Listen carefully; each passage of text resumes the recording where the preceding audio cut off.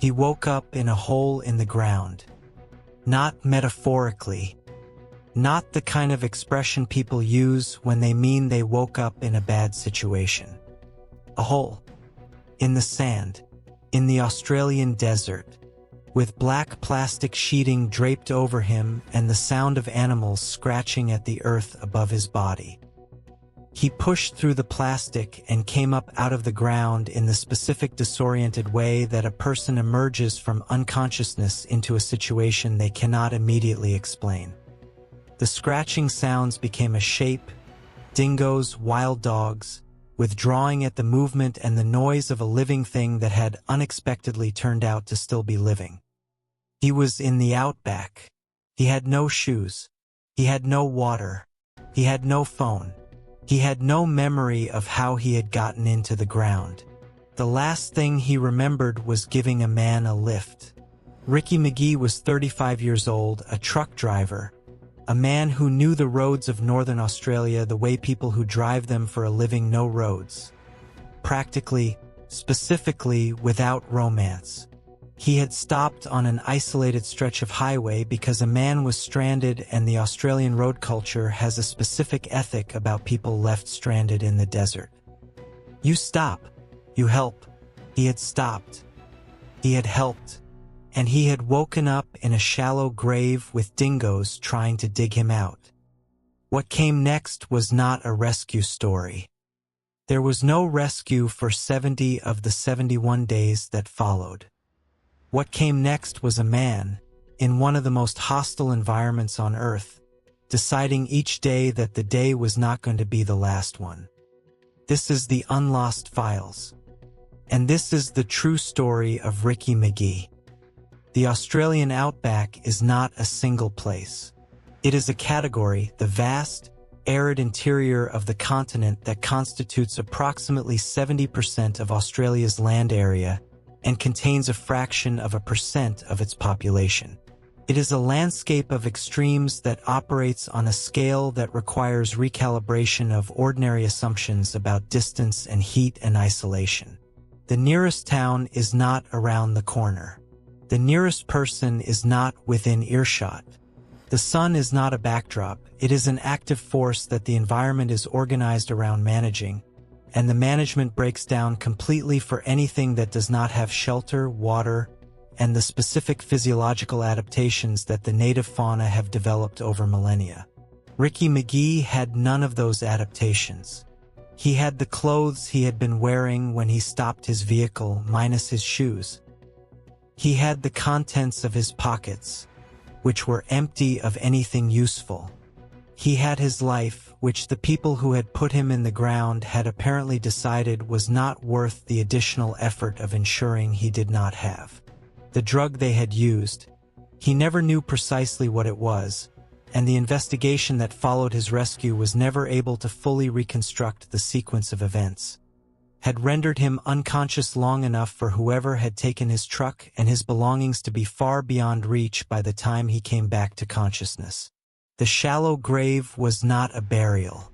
It was a disposal.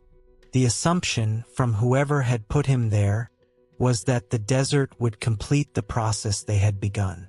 The desert did not complete it. He found a direction and started walking. The water problem in the Australian desert is not simply a matter of thirst.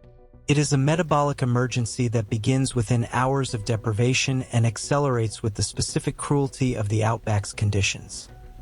Temperatures that in January routinely exceed 40 degrees Celsius. A sun that reflects off the pale sand and red earth with an efficiency that means the heat arrives from below as well as above. Humidity so low that moisture evaporates from skin and lungs continuously without the sensation that evaporation is occurring.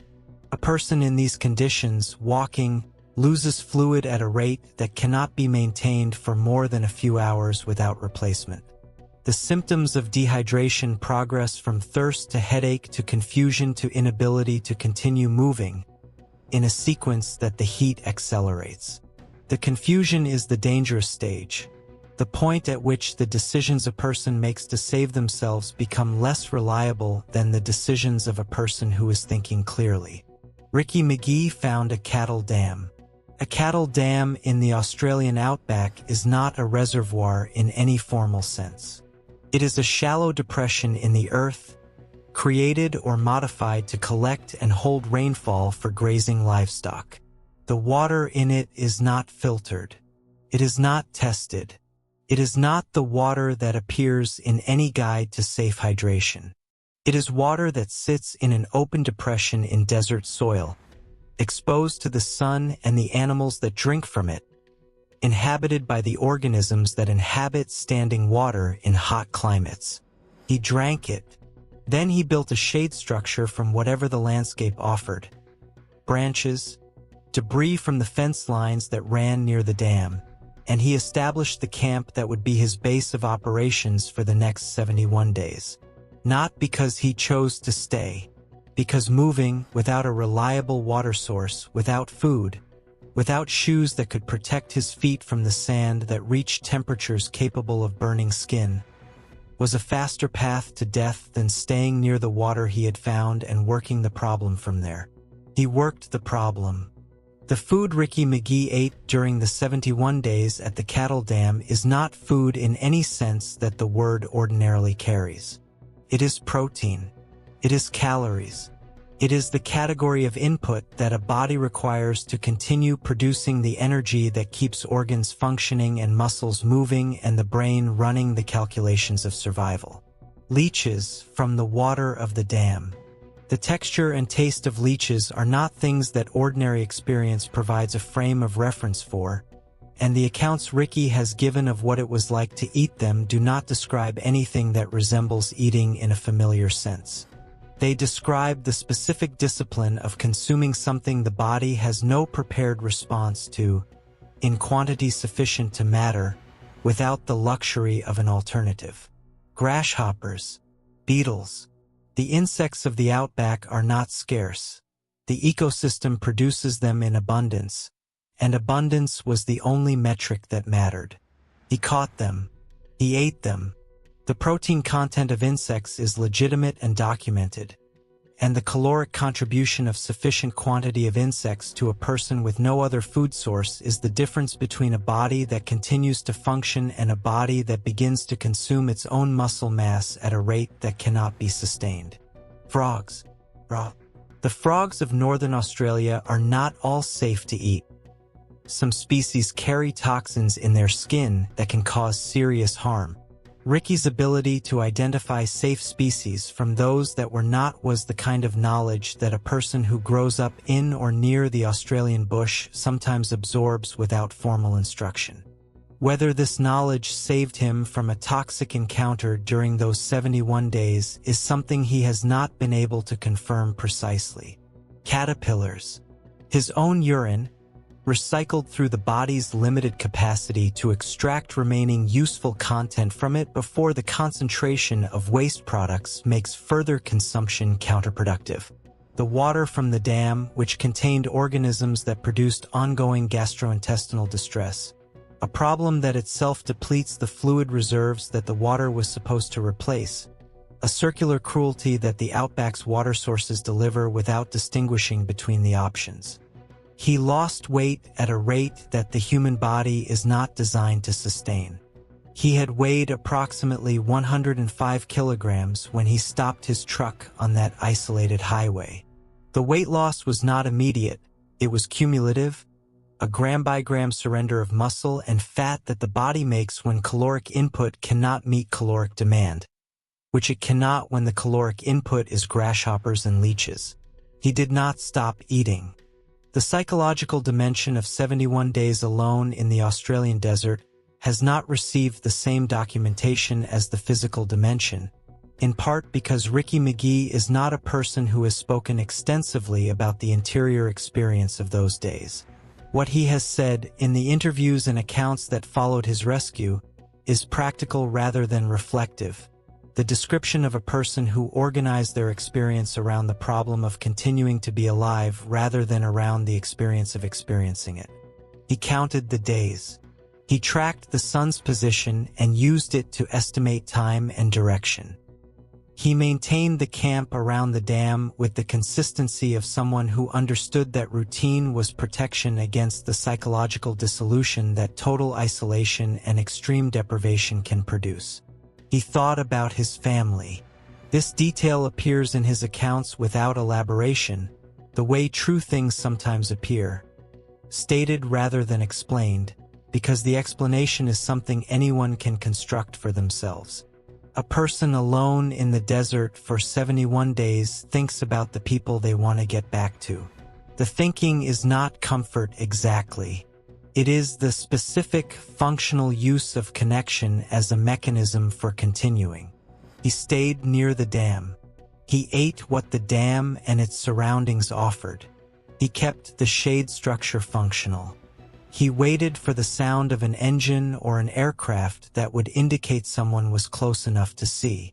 On the 71st day, someone came close enough to see. The station worker who found Ricky Megee has described the moment in terms that communicate the specific visual shock of what he encountered. He saw, from a distance, a shape moving across the landscape that he initially categorized as an animal. The gait wrong, the proportions wrong, the relationship between the figure and the ground not resolving into anything that read immediately as human.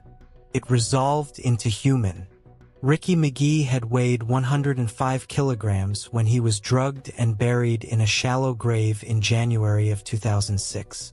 He weighed 45 kilograms when the station worker reached him in April of the same year. 60 kilograms of body mass, muscle, fat, the physical substance of a person, converted by 71 days of the Australian desert into the energy required to remain alive. He was walking when they found him. This is, again, the detail that carries the weight that no list of physical symptoms can carry. The man who had lost 60 kilograms in the desert, who had eaten leeches and grasshoppers and drunk his own recycled urine for 71 days, who had woken up in a hole in the ground with dingoes scratching at the earth above him, was walking. The hospital that received him documented the extent of the damage and treated the immediate threats. The dehydration, the malnutrition, the accumulated physiological insults of 71 days in conditions that the body is not designed to sustain. The recovery was not fast. The damage was not cosmetic. 60 kilograms of lost body mass does not return in weeks. He recovered. The criminal investigation into what had happened to Ricky Megee on that highway in January of 2006 did not produce the outcomes that the severity of the crime warranted. The isolation of the location, the absence of witnesses, the time elapsed between the event and its reporting, and the specific challenges of investigating crimes in the remote outback combined to produce an outcome that Ricky has described as unsatisfying. He has continued. The man who woke up in a shallow grave with dingoes trying to dig him out, who spent 71 days in the Australian desert on insects and dam water and the specific refusal to stop, went home to his life.